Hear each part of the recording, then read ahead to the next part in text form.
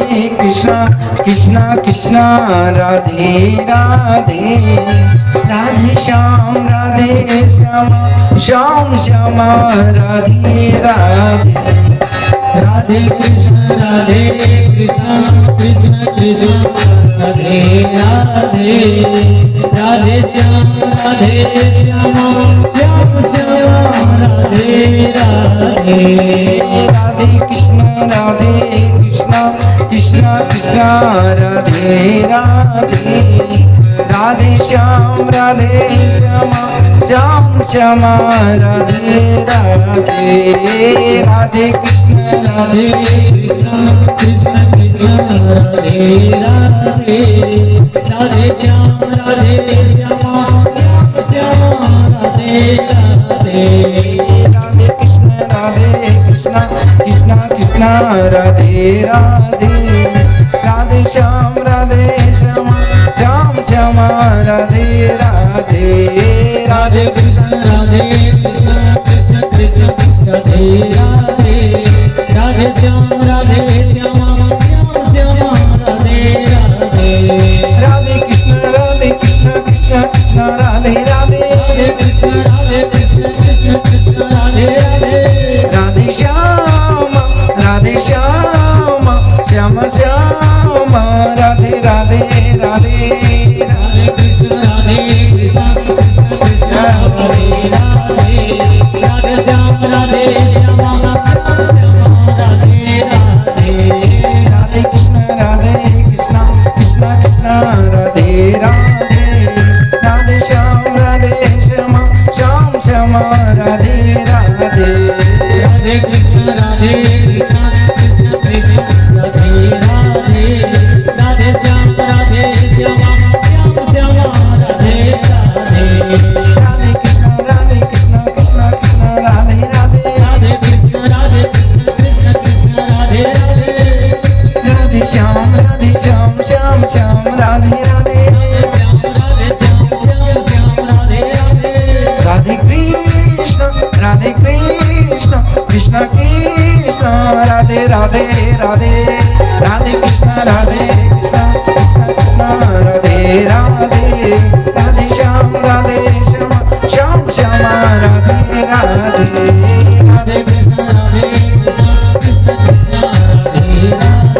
राधे राधे राधे श्याम श्याम श्याम राधे राधे राधे कृष्ण कृष्ण राधे राधे राधे श्याम श्याम श्याम राधे राधे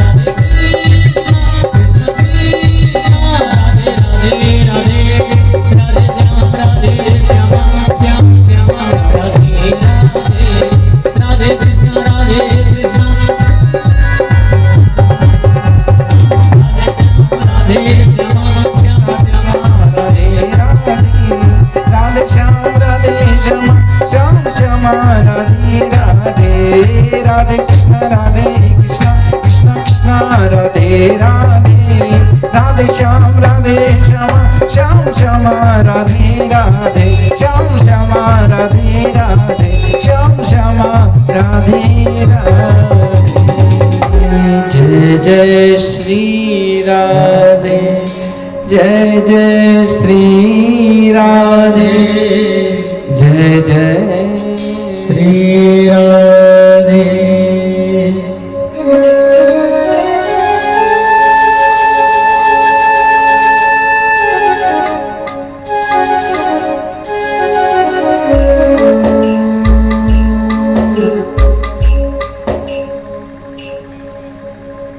कारण करुणा वरुणालय भगवान श्री हरि नारायण की मंगलमयी कथा सदगुरु महाराज की उसे मनोकंपा से हम लोग श्रवण कर रहे हैं। आइए आज कथा के तीसरे दिन में भाव भक्ति के साथ प्रवेश करें। कल हम लोगों ने भगवान भोलेनाथ के परम पावन चरित्र को सुना। भवानी शंकरो वंदे श्रद्धा विश्वास रूपिणो।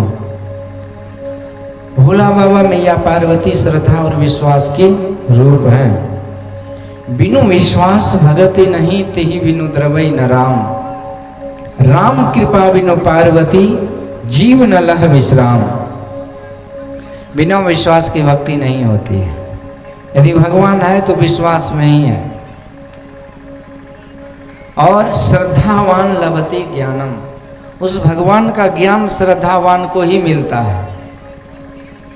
इसलिए श्रद्धा और विश्वास ये भक्ति मार्ग में दोनों की अत्यंत आवश्यकता है।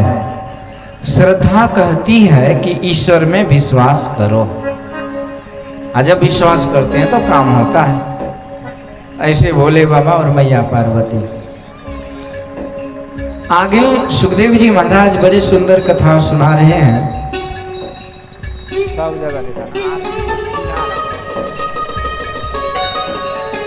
बड़ी सुंदर कथा में प्रवेश किए। मनु महाराज के जो 3 पुत्र हुए, पहले तो पुत्रियों की वंशावली में देवहूति महारानी का विवाह कर्दम ऋषि से, और कपिल भगवान अकुति का रुचि प्रजापति से, उसके घर में दक्ष यज्ञ भगवान आए, और प्रसूति महारानी का विवाह दक्ष प्रजापति से। तो ऐसे जिसके घर में सती मैया, इस तरह से पुत्रियों का वंशावली। अब भागवत कथा में मनु महाराज के वंश में जो 2 पुत्र हुए उसका चरित्र आता है। एक पुत्र था प्रियव्रत, दूसरा था उत्तानपाद। तो पहले सुखदेव जी महाराज राजा उत्तानपाद की वंशावली का वर्णन करते हैं, जिसमें भक्त ध्रुव जी की चरित्र है। उत्तानपाद राजा के 2 रानियां हुए, सुनीति और सुरुचि, और दोनों रानियों से एक एक पुत्र हुए। तो बड़ी रानी जो सुनीति थी उसका बेटा था ध्रुव, और छोटी रानी जो सुरुचि उसका बेटा था उत्तम। इसका आध्यात्मिक अर्थ भी बड़ा रोचक और बड़ा ही मजेदार है। वैसे कथा तो अपने जगह पर कथा है, लेकिन हमारे जीवन से भी जुड़ी हुई बात है ये। यदि इसको घटाए ना जीवन में तो लगेगा कि हमारे जीवन की ही कथा चल रही है।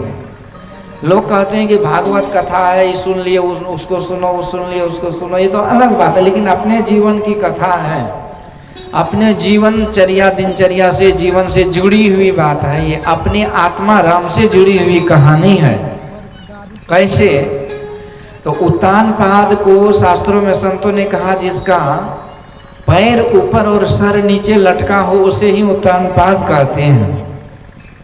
तो माँ के पेट में ऐसा कोई जीव नहीं, मनुष्य नहीं, जिसका पैर ऊपर और सर नीचे नहीं लटका हो। इसका मतलब वो राजा हम ही हैं। अब इसकी 2 रानियां कौन है? तो सुनीति और सुरुचि। सुनीति मतलब होता है सुंदर नीति, और सुरुचि मतलब होता है कि मनमानी बुद्धि, जो मन करे वही करे। तो सुंदर नीति पहले रहती है हमारे मन में, और जब गलत संग में चले आते हैं तो सुरुचि हो जाती है, मनमानी बुद्धि हो जाती है, जो अच्छा लगता है वही करते हैं।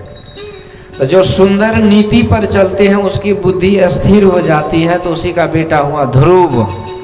यानी निश्चयात्मिका बुद्धि हो जाती है, जीवन में शुभ अशुभ कर्म के बारे में ज्ञान हो जाता है। भक्ति भजन आध्यात्मिकता के बारे में जब हम समझ लेते हैं तो एक निश्चय आ जाता है कि जीवन में शुभ कर्मों को, भक्ति सत्संग को करके ही जीवन यात्रा प्रारंभ करनी चाहिए। यानी अस्थिर बुद्धि का नाम ही है ध्रुव। ध्रुव मतलब होता है जो हिल डुल नहीं करे, अस्थिर रहे। सुरुचि के कारण क्या होता है? तो सुरुचि का मतलब होता है कि जो मन में आए वही करो, आगे पीछे लोक परलोक कुछ नहीं सोचना है।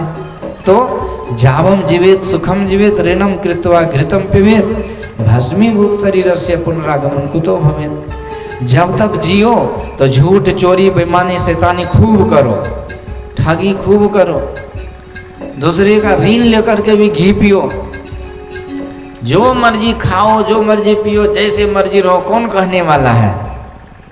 अरे शरीर तो मर के भस्मीभूत हो जाएगा, कौन उधारी मांगने आएगा? दोबारा जन्म होता है कि नहीं होता कौन जानता है। तो यही है सुरुचि बुद्धि, यानी कि जो मन हुआ वही करे और उसी को बढ़िया माने। तो यही सुरुचि का बेटा हुआ उत्तम। अच्छा बोलिए, इस हिसाब से ये हमारे जीवन की कथा है कि नहीं? पत्नी बुद्धि को भी कहा जाता है। और हमारे पास दो तरह की पत्नियां हैं, दो तरह की बुद्धि है, एक मनमानी बुद्धि और एक संतों के द्वारा सत्संग के द्वारा ज्ञान उपदेश ली हुई सद्बुद्धि, और ये दूसरी है कुबुद्धि। तो कुबुद्धि को ही समझ लीजिए आप सुरुचि, और सद्बुद्धि को समझ लीजिए सुनीति। तो सद्बुद्धि में रहेंगे तो आगे ध्रुव जैसे बालक, यानी कि हमारे जीवन में सुख शांति और स्थिरता निश्चलता आएगी। और जब मनमानी बुद्धि कुबुद्धि में रहेंगे तो जीवन नर्क गर्क को जाएंगे। ऐसी ये कहानी हमें सिखलाती है। पर आइए हम लोग कथा में क्या भाव है इस कथा का। तो ध्रुव नन्हा सा बालक है और बड़ी रानी का बेटा ध्रुव है।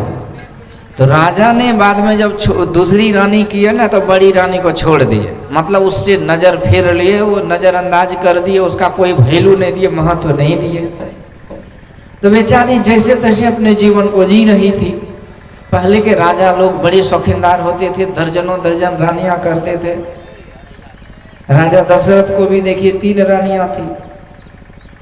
तो ऐसे रानी के बस में ही उसको नानी भी याद आई। मतलब ये कि भगवान को वनवास भेजना पड़ा और राजा दशरथ को भगवान के वियोग में ही शरीर छोड़ना पड़ा, कि कई महारानी के कारण। ऐसे ये परंपरा है। परंतु इसमें हम लोगों के लिए क्या परंपरा है? तो भगवान राम, मर्यादा पुरुषोत्तम भगवान श्री राम, जिन्होंने एक पत्नी व्रत धर्म का पालन किए। मैया जानकी जी को जब वनवास हुआ तो प्रभु भगवान श्री राम जब यज्ञ कर रहे थे तो बिना पत्नी का यज्ञ नहीं होता है। लेकिन हमारे जजमान अकेले अगरबत्ती दिखाते रहते हैं, उसको भी लाना है, ठीक है। हाँ, अभी तो आप उसके हिसाब करिए, लेकिन उसको भी ला के बैठाइए। तो मैया जानकी तो थी नहीं, तो वहां पर सोने की मूर्ति, सोने की सीता जी बना करके और भगवान ने यज्ञ को पूरा किया। मतलब एक नारी सदा ब्रह्मचारी, ये मर्यादा पुरुषोत्तम भगवान प्रभु श्री राम ने जीने का आदर्श बताया। बाकी कौन राजा क्या कि उसे हमें क्या मतलब? हम तो राम कृष्ण के संतान हैं, तो हमें तो उसके अनुसार चलना है। तो ऐसे पर ये राजा उत्तानपाद को 2 रानियां, बड़ी रानी सुनीति और छोटी रानी सुरुचि। बड़ी रानी को नजरअंदाज किया, बेचारी दुखियारनी बन के जी रही है, पर अपने बच्चा को संस्कार दे रही है। देखिए, यदि अपना दुख में हो ना, तो आगे वाली पीढ़ी को कम से कम सुखी करना चाहिए। तो बच्चे को क्या देंगे? कुछ नहीं, बस अच्छा अच्छा संस्कार दीजिए और वही आपके नाम को रोशन कर देता है। संस्कार से बड़ा कोई गिफ्ट, कोई उपहार नहीं होता है। और ये संस्कार किसी बाजार में, किसी दुकान में नहीं मिलता, किसी चौक चौराहे पर नाच नटंगी में नहीं मिलता, ये सत्संग नहीं मिलता है। तो बिनु सत्संग विवेक न होई, राम कृपा बिनु सुलभ न सोई। इसलिए बाल बच्चे को ये लाख उपदेश दे दीजिए कि बेटा तो श्रवण कुमार की तरह हो, राम की तरह हो, तो ऐसा कभी नहीं होगा। लेकिन यदि सत्संग भजन से जुड़ा रहेगा और उसको यदि अच्छा संस्कार मिल गया, तो कुछ नहीं कहने के बाद भी वो श्रवण कुमार की तरह माता पिता की सेवा करते हैं। बच्चे की एक तजुर्बा है कि बच्चे कहते हैं, यदि तुमने मुझे बचपन में सहारा नहीं दिया तो मैं भी तुम्हें बुढ़ापे में बेसहारा करके छोड़ दूंगा। तो बचपन में सहारा देना मतलब ये नहीं कि उसको 3 पहिया वाला लकड़ी का बड़ा गाड़ी बना दिया, उस पर सहारा दे रहे, उंगली पकड़ के चला रही है, सहारा बड़ी सहारा नहीं है।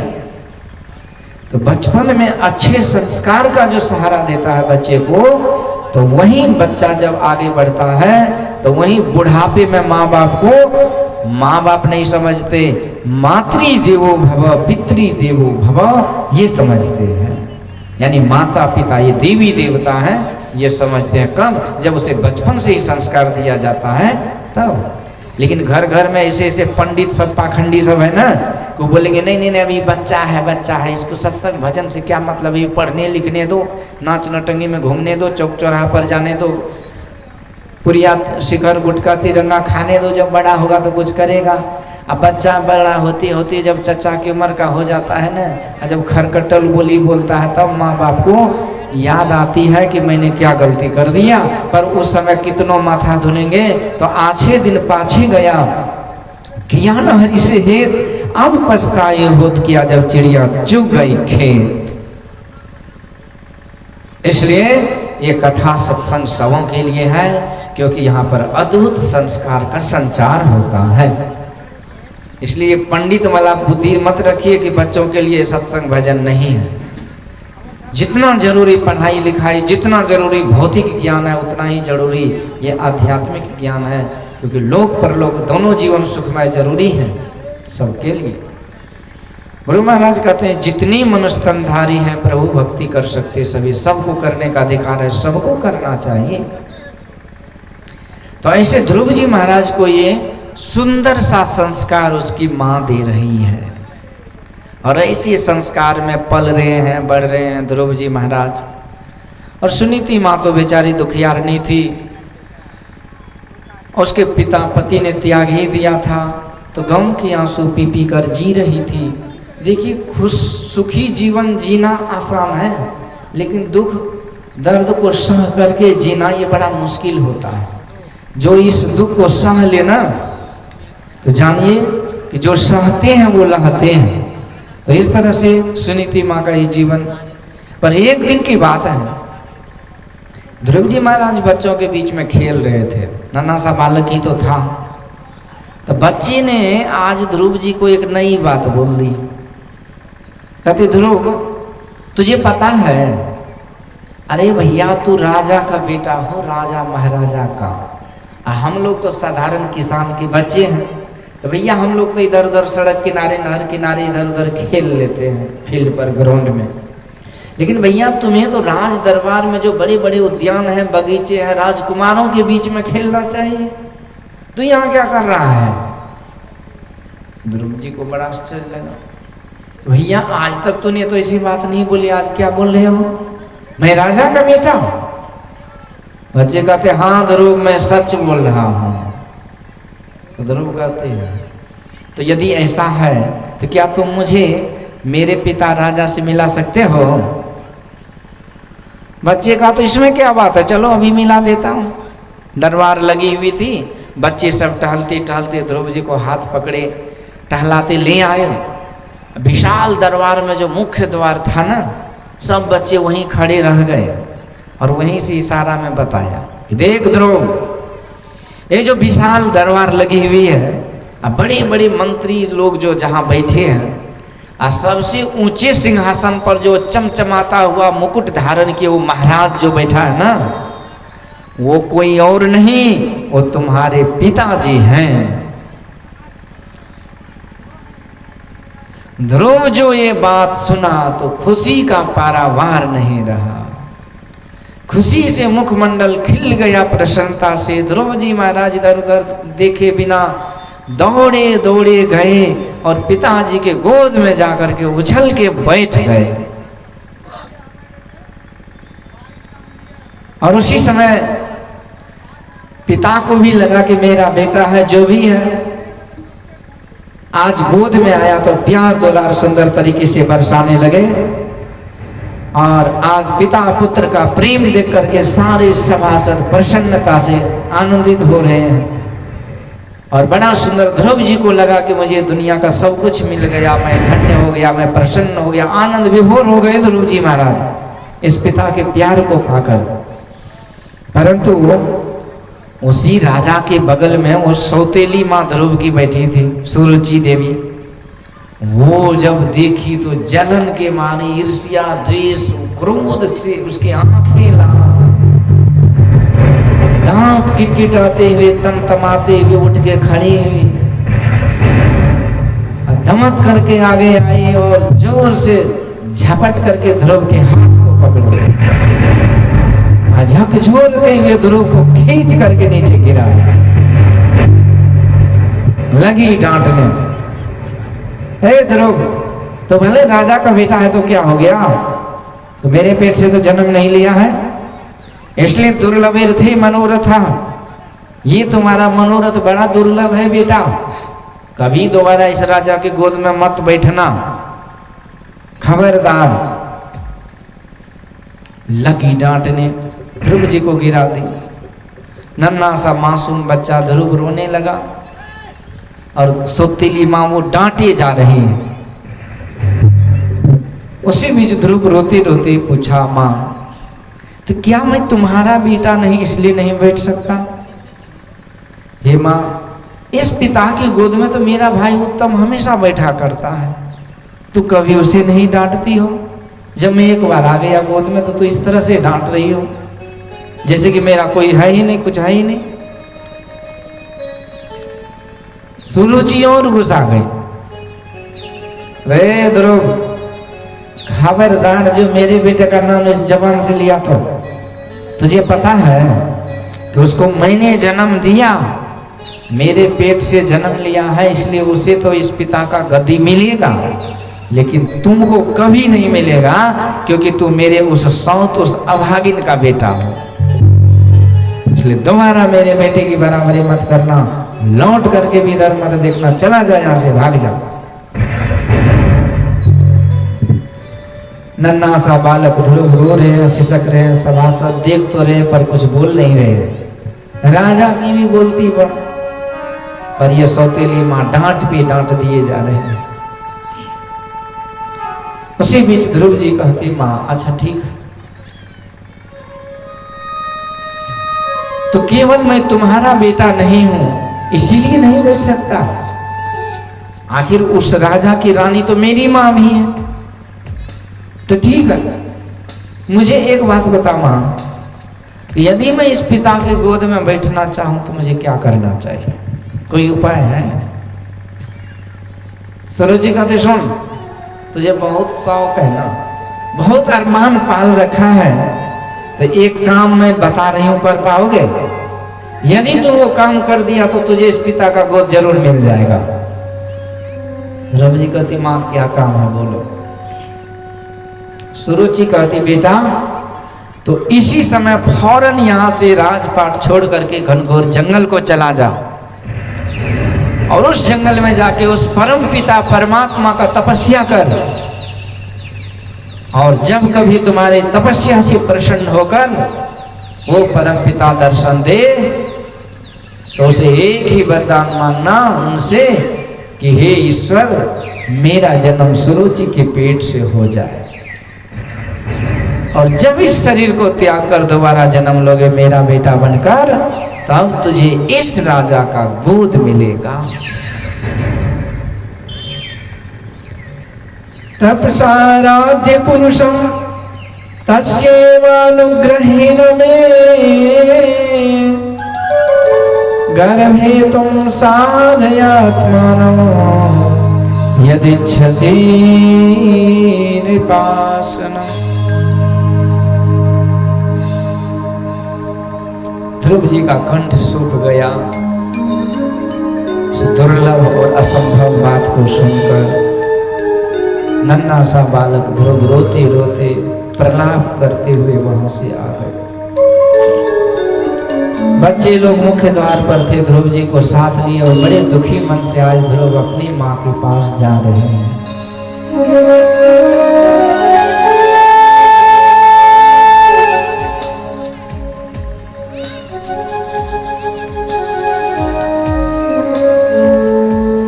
बेचारी उसकी दुखियारनी माँ हमेशा आंसू बहाती रहती थी, उसे तो अपने ही वियोग दुख था, और उस पर आज उसका बेटा इस तरह से प्रलाप कर रहा है, रो रहा है। सुनी थी माँ बड़ी दुखी हुई, दौड़ के आई, ध्रुव जी को उठा के गोद में लेती है और पूछती है, बेटा बताओ किसने तुम्हारा अपमान किया, किसने तुझे मारा पीटा, तो क्यों इस तरह से रो रहा है, क्या हुआ तुझे? ध्रुव जी को जो दरबार में अपमान हुआ था उसे जब याद करके बोलना चाह रहे हैं तो गला रुंध जाता है, आवाज ही नहीं निकल पा रहा है, रो रहे हैं, सिसक रहे हैं, पर बोल नहीं पा रहे हैं। पर जो बच्चे साथ में थे और उन्होंने जो देखा सुना, तो बच्चे तो सच्चे होते हैं, छिपाते तो कुछ नहीं, तो उन्होंने अक्षरशः सारी उस राज दरबार की घटना उस सुनीति माँ को सुना दी। और मैया सुनीति का मुखमंडल ये घटना को सुन करके उदास हो गया। शोकाग्निना दावलती बवाला, जैसे जलती हुई ज्वालाओं से ये लता मुरझा जाता है ना, उसी तरह सुनीति माँ का मुखमंडल आज मुरझा गया। सिसक सिसक के खुद रोने लगी, उनका बेटा भी रो रहा है। पर कुछ देर के बाद सुनीति माँ सोचती है, मैं तो इस तरह से यदि रोती रहूं तो शायद मेरा बेटा का दुख कभी दूर होने वाला नहीं है। अपने आप को रोक ली और इस अपने पुत्र को समझाने लगे, बेटा अरे तुझे छोटी छोटी बात पर इस तरह से दुखी नहीं होना चाहिए। देख, अपनी माँ से ज्यादा प्यारी सौतेली माँ होती है, यदि उन्होंने कुछ कह दिया तो तुझे दुखी नहीं होना चाहिए। किसी का अमंगल जीवन में मत सोचो। माँ मंगलम तात परे सुमंस्था घूमते जनो यत् पर दुख दस्त। ध्रुव जी कहती, माँ तुम क्या बात कर रही हो, वो मेरी माँ है, हो नहीं सकती। वो मुझे खरी खरी खोटी न जाने कितनी कटु वचन बोली, भरी सभा में मुझे हाथ पकड़ के गिरा दी। और इतना ही नहीं, उन्होंने तुम्हें भी गाली दिया, तुम्हें भी अभागिन बोला। मैं अपना अपमान तो सह सकता हूं, लेकिन मुझे मेरे माँ के बारे में कोई बोले ये मैं नहीं सह सकता। आज तुझे क्लियर स्पष्ट बोलना पड़ेगा कि मेरा अपमान उस दरबार में क्यों हुआ। यदि वो राजा मेरे पिताजी हैं तो मेरा अधिकार क्यों नहीं उस गोद में है। सुनीति माँ फिर से बोलने लगी कि बेटा देख, फिर भी तुझे उस तरह से सोचना नहीं चाहिए अपनी सौतेली माँ के प्रति। उन्होंने कुछ गलत नहीं कहा। अच्छा एक बात बोल, यदि उन्होंने मुझ अभागिन को अभागिन कहा तो क्या गलत कहा? मैं तो अभागिन ही हूं। तुम्हारे पिता ये जो राजा है ना, ये कब का त्याग चुका है मुझे। मुंह देखना तो, बात करना तो दूर की बात, ये तो मेरा मुंह भी नहीं देखना चाहता। पर बेटा इसलिए तो सुनीति माँ के बारे में गलत मत सोच। देख, जो बात आज तक मैं तुझे नहीं बता पाई, वो बात तुझे तुम्हारी सौतेली माँ ने बता दी। अरे आज तक तूने अपने पिता के बारे में कितनी बार मुझसे पूछा, मैं बात को टालती रही, बहलाती रही, तुझे नहीं बता पाए। पर आज तुम्हारी उस सौतेली माँ ने तुझे वो परम पिता का परिचय करा दिया, जिस परम पिता को प्राप्त करने के बाद ये जीव कभी अनाथ नहीं होता है। इसलिए बेटा यही अवसर है तुम्हारे साथ कि तू इसी समय जंगल को चला जा और अपने सौतेली माँ के कहे अनुसार उसी परम पिता का तपस्या कर। यही मेरा भी आदेश है।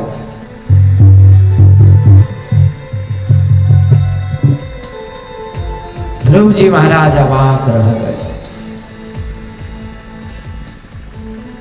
कहते ठीक है, यदि तुम्हारा भी यही आदेश है तो मैं जरूर पालन करूंगा।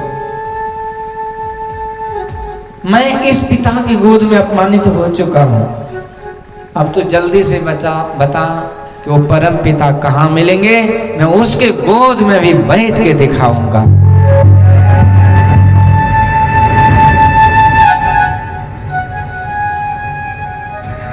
जल्दी से मुझे बता। अब नन्हा सा बालक हठी जिद करने लगा कि जल्दी बता वो परम पिता कहाँ मिलेगा।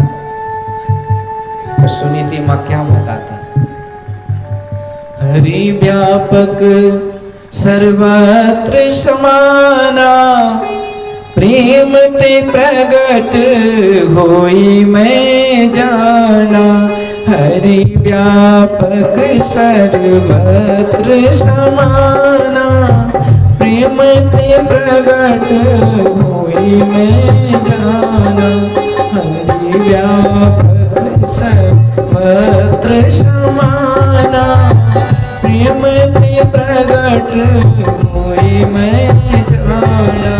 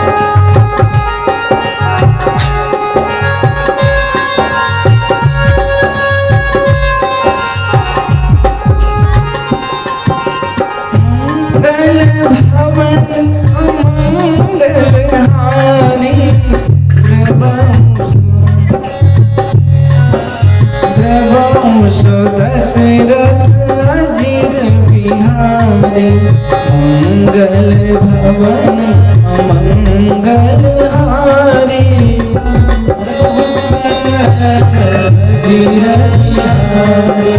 रघुवंश दशरथ अजीर बिहारी। मंगल भवन मंगल हारी, रघुवंश दशरथ अजीर बिहारी। रघुवंश दशरथ अजीर बिहारी। मैया सुनीति सुंदर तरीके से आज परम पिता परमात्मा का परिचय करा रही है। हकीकत में परिचय यही है। ये माता पिता केवल नाम के माता पिता हैं, जो काम के होंगे उसके मुंह से यही परिचय निकलेगा। क्योंकि संतों ने माता पिता को क्या बताया? कबीर साहब कहते माता पिता ऐसे वैसे नहीं हैं, ये गुरु के समान है। गुरु का अर्थ ही होता है बड़ा, और बड़ा का अर्थ तो जो सबसे बड़ा वही बड़ा। तो परमात्मा का ही एक सबसे सुंदर नाम गुरु शब्द है, और यही पदवी इस माता पिता को मिला है। लेकिन ये सब गोबर है। प्रथम गुरु है माता पिता। तो गुरु क्या नाम है? गुरु नाम है ज्ञान का। शिष्य सीख ले सोए, ज्ञान मर जाने बिनु गुरु और शिष्य न कोई। तो ज्ञान नहीं है तो माता पिता थोड़ी है। मोहर लगाने से नहीं होता। पुत्रवती युवती जग सोई, रघुपति भगति जासु सुत होई। ना तरु बाज भल बाज बियानी, राम विमुख सुत ते हित जाने। सुमित्रा मां लक्ष्मण जी को यही उपदेश तो दिए कि बेटा मैं तुम्हारी मां हूं, लेकिन कब तक के लिए? गिने गिनाए 4 दिन के लिए। 4 दिन की चांदनी फिर अंधेरी रात। ये राजा दशरथ कब तक तुम्हारे पिता है? थोड़े समय के लिए। लेकिन तुम जिस जानकी और राम के पास जा रहे हो ना बेटा, वो जन्म जन्म के तुम्हारे माता पिता है। जानकी को मैया के तरह और राम जी को पिता के तरह तो सेवा करना। तात तुम्हार मातु वै देही, पिता राम सब भांति सने। जो भी राम सिय बन जाही, अवध तुम्हारे काज कछना है। बेटा यदि राम जानकी यहाँ से जा रहे हैं ना, तो तुम्हारे लिए अयोध्या वही है जहाँ राम जानकी है। ताई दिवस जहाँ भानु प्रकाशो, तहाँ अवध जहाँ राम निवासो। ले जाओ बेटा। तुम अयोध्या से दूर कहाँ जा रहे हो? तुम तो अयोध्या में ही जा रहे हो। दूर तो हम लोग हो रहे हैं। इस तरह से असली माता पिता का परिचय आज सुनीति माँ कहती, देख बेटा वो परम पिता परमात्मा कि सारा जीव उनके संतान है, सारे जीव, और सबकी बात को वो सुनते और समझती भी हैं। हर भाषा का ज्ञान है उसे, और उनके पास अनंत आंखें हैं। सबके पास, सबके ऊपर उसकी नजर है। ये बात अलग है कि हम लोग नजर फेर रखें, लेकिन वो उनकी नजर है। बेटा उनकी अनंत भुजाएं हैं। सबको सहारा देने के लिए उसका हाथ आगे बढ़ता है। उसके गोद में सारे संसार का जीव बैठ जाए फिर भी उसको प्यार में कोई पक्षपात नहीं है, सबको समान रूप से प्यार बरसाते हैं बेटा। इसलिए एक चींटी की भी आवाज सुनने वाले हो परम पिता परमात्मा तुम्हारी आवाज जरूर सुने।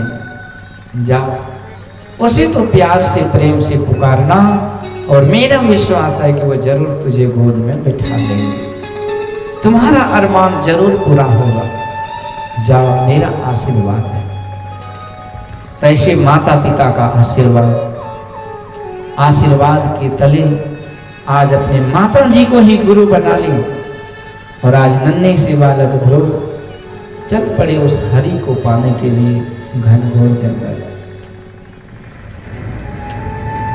भूल गया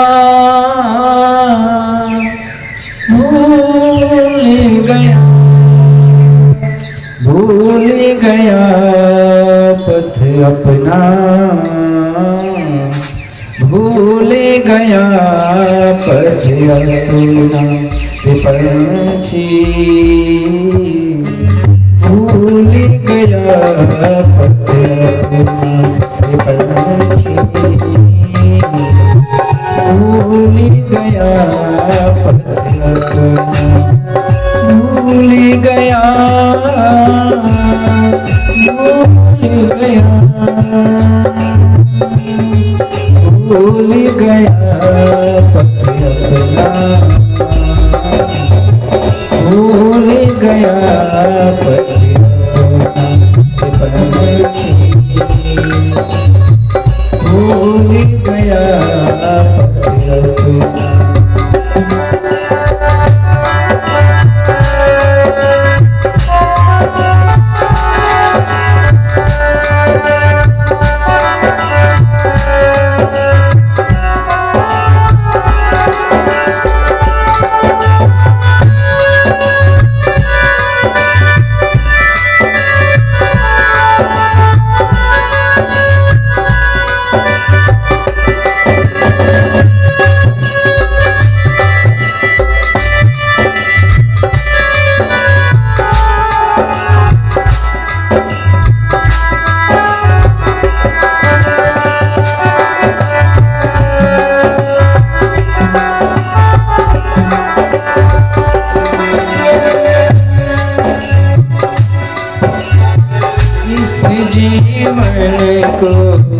जीवन समझा उस जीवन को सपना,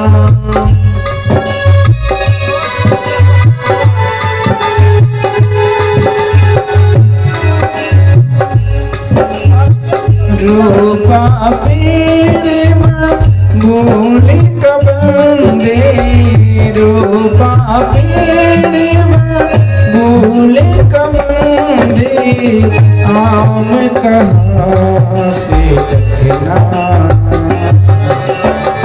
भूल गया पथ अपना पंछी,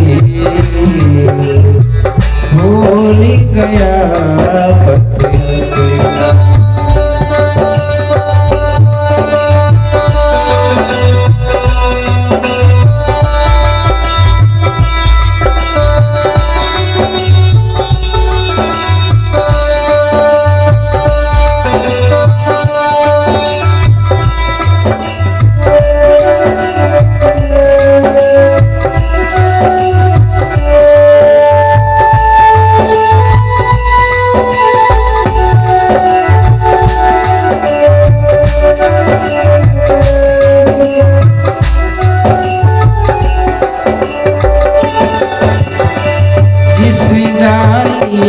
पर किया बसेरा दिन अरुरैन बिताना,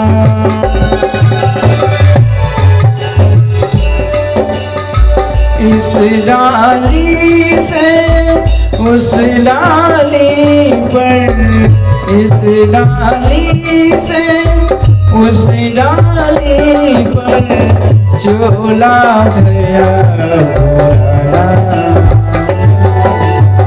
भूल गया पथ अपना पंछी, भूल गया पथ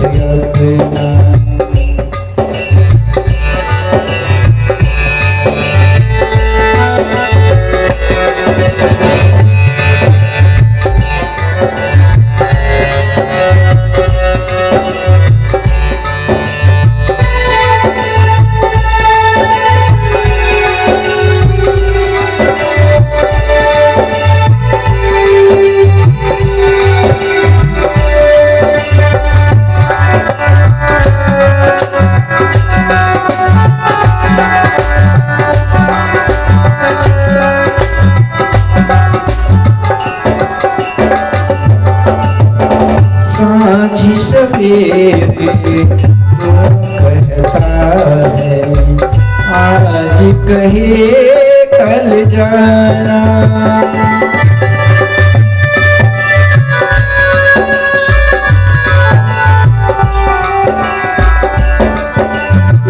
कौन जाने छन भंगुर जीवन, कौन छन भंगुर जीवन, बल का नहीं ठिकाना।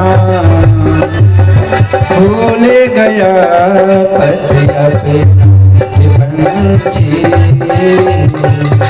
भूल गया पति अपना, भूल गया,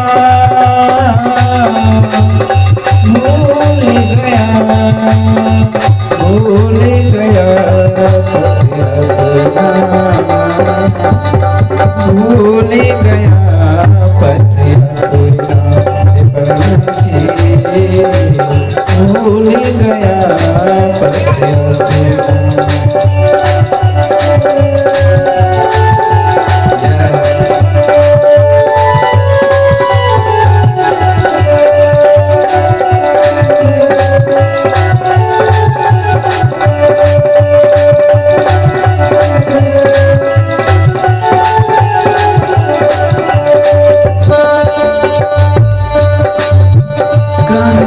कबीर गुरु चरणन में इस दिन ध्यान लगाना।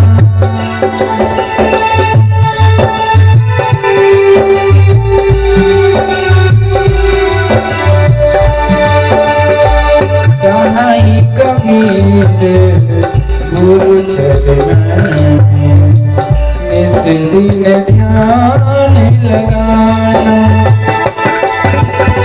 इस नगरी को छोड़ के बंदे, इस नगरी को छोड़ के बंदे, अपने घर को जाना। भूल गया पति अपना पंछी,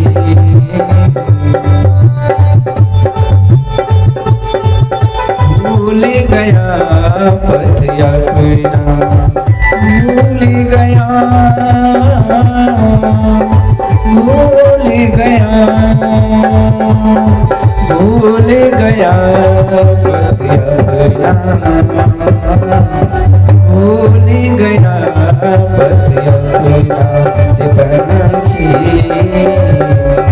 भूल गया पति अपना पंछी, भूल गया पति अपना पंछी, भूल गया पति। वो दूर के मुसाफिर, वो दूर के मुसाफिर, धोखे में तुम पड़े हो। जाना दूर मंजिल है पर अब तक यहीं खड़े हो। किशोर चल दिए, किशोर चल दिए, किशोर जाते जाते राहों में भटक गए, तेरे दर पे आते आते।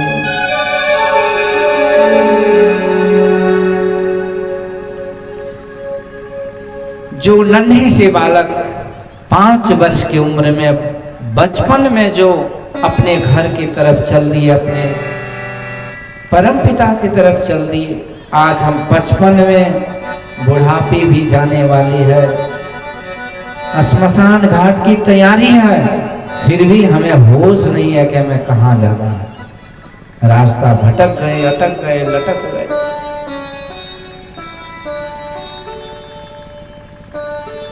आज ध्रुव जी महाराज जाते जाते राज सीमा को पार किए, घनघोर जंगल में प्रवेश। चारों तरफ विशाल वृक्षावली है, विचित्र प्रकार के पक्षियों की आवाज।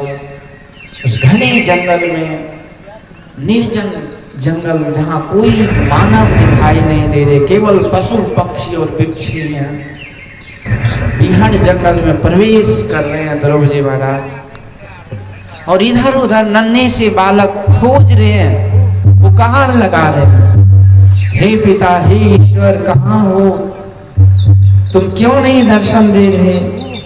मेरी माँ ने तो बोला था तुम हर जगह हो, तो तुम कहाँ हो? जल्दी दर्शन दो। हम कहिए कोई ऐसी वैसी बात तो है नहीं कि दर्शन दे दे, लेकिन ध्रुव जी का विश्वास था माँ के वचनों पर, और एक संस्कार था, एक संकल्प था। किसी भी कार्य करने में ये संकल्प, ये संस्कार, ये विश्वास, ये डिटर्मिनेशन यही काम करता है। इसी को बोलते हैं आत्मबल। आदमी शरीर से बड़ा बलवान हो, कोई काम कर दे, ऐसी कोई गारंटी नहीं है। हाथ में बंदूक है और एक चोर आता है, उसी को छीन करके उसी को खत्म कर देता है। और यदि साहस है तो फिर बड़े से बड़े काम को कर देता है। शेर देखने में छोटा जानवर है, लेकिन साहसी होता है, आत्मबल होता है, इसलिए बड़े बड़े हाथियों को भी शेर ढेर कर देता है। तो शारीरिक बल के साथ आत्मबल का जरूरत होता है, और ये आत्मबल अध्यात्म ज्ञान से मिलता है, भक्ति सत्संग से मिलता है, शरणागत होने से मिलता है, आशीर्वचन से मिलता है। ऐसे ध्रुव जी महाराज के पास भक्ति, सत्संग, संस्कार, आशीर्वचन सब कुछ था, इसलिए नन्हे बालक होते हुए भी आत्मबल से भरा पड़ा था, भरा था। आशा है, भरोसा है, विश्वास है, और खोज रहे हैं। और संतों का ये वचन है भगवान का, एक को कम कीजिए, उसको उठा के रखिए, कि जो भक्त मुझे खोजते हैं, मुझ ईश्वर को पाने के लिए प्रयास करते हैं, तो जो जेहि पंथ चले मन लाई, तो हरे काहे न होई सहाय। जो मार्ग सती साधु दिखावे, तेहि मग चलत सवे सुख पावे। ईश्वर की प्रतिज्ञा है, नर्तन भव बारिद का मेरो, सन्मुख मरुत अनुग्रह मेरो। कते पर जाओ, यथा संसार सागर है, कोई पार नहीं हो सकता, सब डूब के मर रहे हैं। लेकिन यदि तो सदगुरु के पास जाओ और भक्ति के नौका पर उसकी कृपा से बैठ जाओ, तो तुम संसार सागर को सहजता से पार कर जाओगे। क्योंकि यदि तू इस पुरुषार्थ में लग गए, तो मेरी कृपा अनुकूल वायु बन करके तुझे मेरी ओर अगर प्रेषित करेगा, मेरी ओर तुझे धकेलेगा, और मेरी ओर आने में ये सुविधा, ये माहौल, ये परिस्थिति ये तुझे प्रदान करेगा। इसीलिए आप देखिए, कहा जाता है जग का मालिक जगदीश है।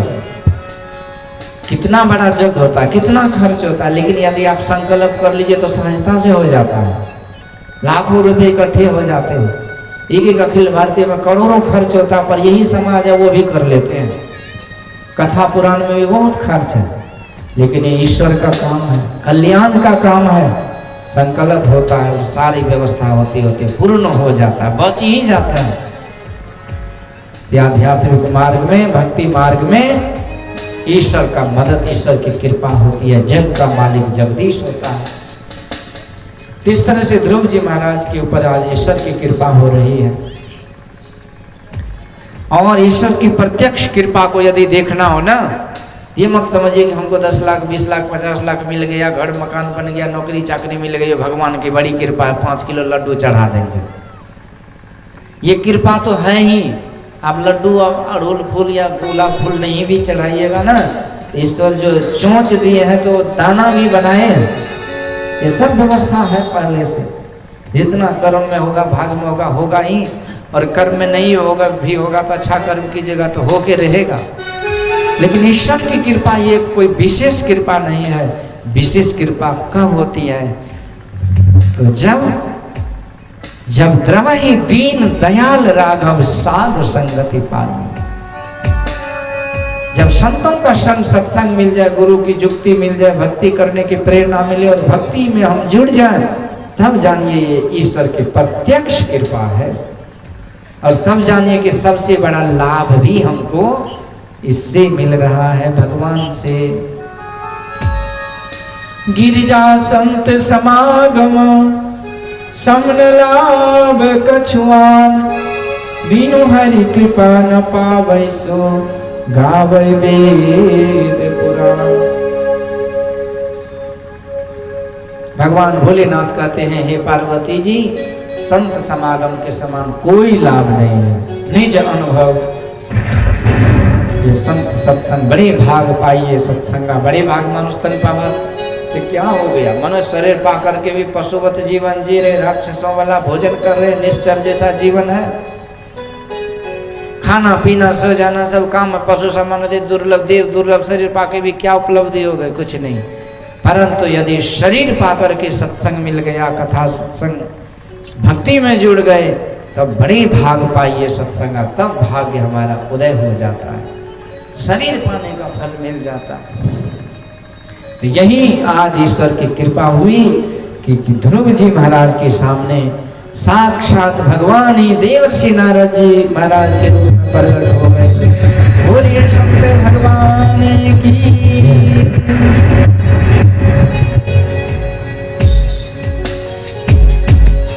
नारद जी आज परीक्षा लेने आए कि भाई लोग 50, 60, 70, 80, 90 साल के हो जाते हैं, फिर भी मन में ये फिक्स नहीं हो पाता है भक्ति भजन करना चाहिए कि नहीं। कितने आदमी कहते हैं, जीते जी हमको फुर्सत नहीं है, मरने के बाद ये छुट्टी छूटेगा। भाई मरने के बाद कैसे मुक्ति होगी, तो कहते बेटा पोता जो है ना वही कुछ सारा संपिंडन कर देंगे, हमारी मुक्ति तो हो ही जाएगी। लेकिन जीते जी हमको कुछ नहीं करना। यही नारद जी सोचते हैं कि भाई लोगों को तो इस समझ में भक्ति भजन किस चिड़िया का नाम है समझ में नहीं आती, पर ये बचपन में ही ध्रुव जी महाराज कैसे समझ लेंगे उस तत्व ज्ञान को। इसकी परीक्षा होनी चाहिए कि ये उस योग्य है भी कि नहीं। नन्हा सा बालक था नचिकेता, जम के द्वार पे गया और जम देवता आए, कहते बालक तुम्हारा ये उम्र नहीं है यहाँ आने का। यहाँ जो जिसकी आयु पूरी हो जाती है, जो उम्र बिता लेते हैं दुनिया में, वही यहाँ आते हैं। ये जमलोक है, इसलिए तू लौट के चला जा। नचिकेता कहते नहीं गुरुदेव, मैं लौट के नहीं जाऊंगा, मैं उस सत्य परमात्मा को जानने के लिए आया हूँ, और आप जैसा गुरु कोई मिल नहीं सकता। मैंने सुना है आप बहुत बड़े ज्ञानी हैं, तो आप ही कृपा करके वो सत्य परम तत्व परमात्मा का ज्ञान हमें करा दीजिए। हमने सुना है कि संसार में सब कुछ का नाश हो जाता है, लेकिन एक ईश्वर है, उसका कभी नाश नहीं होता। उस अविनाशी परमात्मा को मैं जानना चाहता हूं, वही ज्ञान मुझे दीजिए।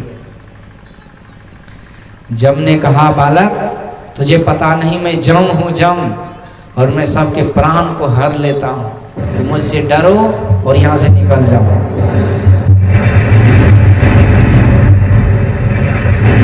नचिकेता कहते गुरुदेव आप ही ने तो कहा था कि आयु पूरी होने के बाद प्राण जाता है, तो आयु तो मेरी पूरी हुई नहीं है, तो आप कैसे प्राण लोगे, मुझे ज्ञान दो।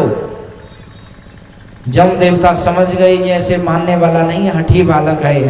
बोला ठीक है नचिकेता, तो ये आत्मज्ञान का झंझट छोड़ो, ये तुम्हारे बस की बात नहीं है। लो मैं तुझे आशीर्वाद देता हूं, मेरे घर में तो 3 दिन रहा है, 3 वरदान दूंगा मैं तुझे राजपाट दे देता हूँ, रानी पटरानी दास दासियां हजारों लाखों रहेगी, दिन रात तुम्हारी सेवा होगी, जय जयकार देश विदेश में होंगे, तो बड़े से बड़े राजाओं के राजा महाराज बनोगे, चाहे मर्जी लाखों साल की अवधि ले लो, और भी जो कुछ भी सुख साम्राज्य लेना चाहते हो ले लो, लेकिन ये आत्मज्ञान की बात मत पूछो। नचिकेता हंसने लगा, नन्हा सा बालक है लेकिन हंस रहा है जमराज के सामने में। कहते गुरुदेव आप क्या हो? कहते मैं जमराज हूं, कालों का काल हूं जमराज।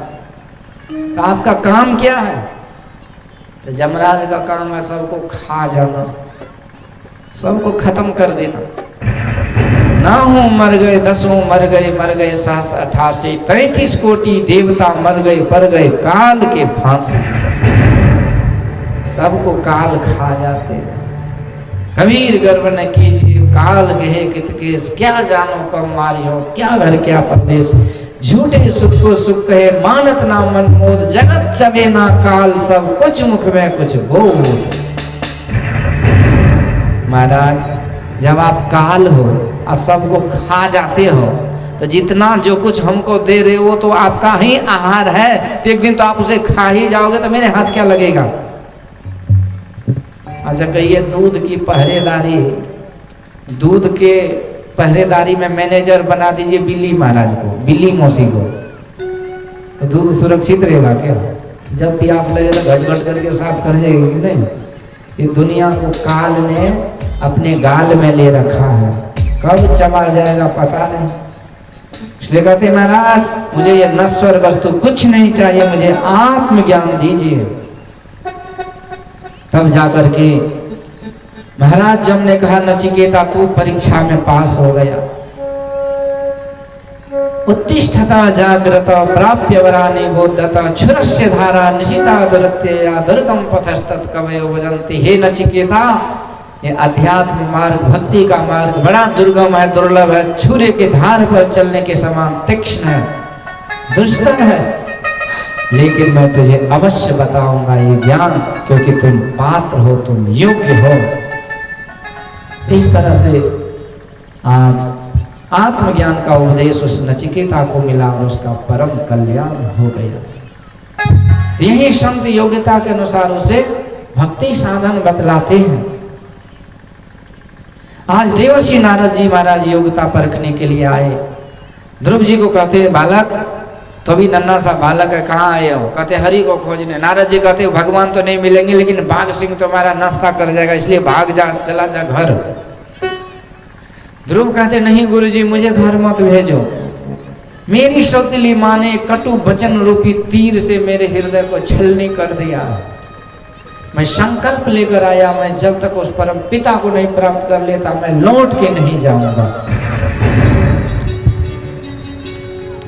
नारद जी कहते सुनो, तुम जिस ईश्वर परमात्मा को पाने के लिए इतना संकल्प ले रखे हो, भैया तुमसे पहले बेटा देखो ये विशाल जंगल है, हजारों कोस का, और इस जंगल में हजारों हजार कुटिया है, आश्रम है महात्माओं के, अब वर्षों से तपस्या कर रहे हैं। जा जा करके पूछो उनसे कि उनको क्या भगवान मिल गया। पूछो, जवाब मिलेगा कि अभी तो नहीं मिला, आगे पता नहीं। लगी ये बड़ा दुर्लभ है बेटा। मुनयः पदवीं यस्य निःसंगेनो रुजन्मभि न विदुर्मृगयन्तोऽपि तीव्र योग समाधिना। बेटा ये बड़ा दुर्लभ है। लंबा मार्ग दूरी घर विकट पंथ बहु मार्ग, कहो संतो क्यों पाइए दुर्लभ हरि दीदार। इसलिए मेरी बात मानो, जहाँ तक भक्ति सत्संग की बात है ना, तो तुम घर पर भी कर सकते हो। घर में जो हो घरी में घर तजी बन नहीं जावे, हम तो भूले को घर लावे। और इसीलिए देखो तुम कितनो साधना कर लो, जब तक ईश्वर की कृपा नहीं होगी तब तक तुम्हारा साधना कभी सफल नहीं हो सकता।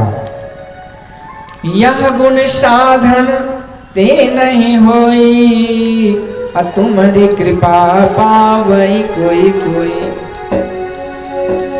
ईश्वर की कृपा नहीं हो, कितनो जप ध्यान सत्संग कर लीजिए, बात वहीं की वहीं रह जाती है। तो उसकी कृपा जरूरी है, लेकिन बात ये भी है कि उसकी कृपा भी कब होगी, तब होगी जब आप कोशिश करेंगे। God helps those who helps themselves. ईश्वर उसका ही मदद करते हैं जो खुद अपना पुरुषार्थी होते हैं। तो बेटा बड़े बड़े भक्त घर गृहस्थी में रह करके भी भक्ति किए चला जाता घर को। बहुत समझाए नारद जी, पर ध्रुव जी को संकल्प था, तो उसके अनुरूप ध्रुव जी ने कहा सुनो गुरु जी, आपका जो उपदेश है वो तो अमृत के समान है, लेकिन मेरे हृदय में उसका कोई स्थान नहीं है। इसलिए यदि उस हरि परमात्मा को पाने का मार्ग आप जानते हैं तो कृपा करके हमें बतला दीजिए, नहीं तो हे गुरु जी आपका रास्ता अलग और मेरा रास्ता अलग। नारद जी महाराज खिलखिला करके हंसने लगे, प्रसन्न हो गए और उसी क्षण आशीर्वाद दिए कि बेटा ध्रुव जाओ, मेरा शुभ आशीर्वाद है कि तुम्हारे जैसे भक्त यदि निश्चय करके प्रभु को पाने के लिए संकल्पित हो जाए तो उस प्रभु परमात्मा ईश्वर को छिपने के लिए दुनिया में कोई जगह नहीं मिल सकता।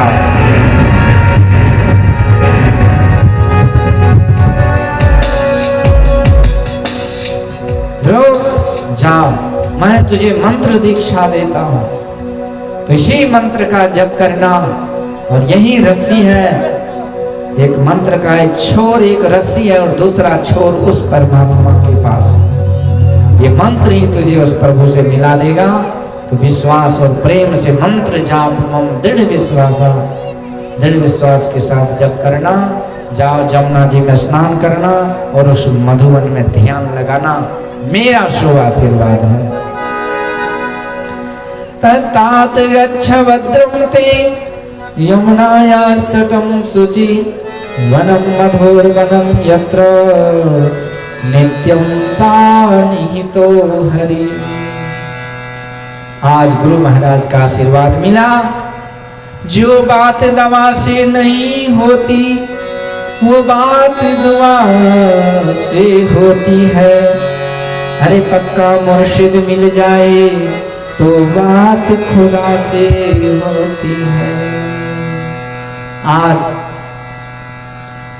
मेरी बेटी तो इस तरह से आज ध्रुव जी महाराज मंत्र दीक्षा ले लिए और जमुना जी में स्नान करके आज प्यारे परमात्मा को पुकार लगा रहे हैं। हम लोग भी भाव भक्ति के साथ भजन के साथ उस प्रभु को पुकारे और प्रभु से प्रार्थना करें इस ध्रुव जी महाराज की तपस्या पूरी हो जाए और उसे भगवान मिल जाए।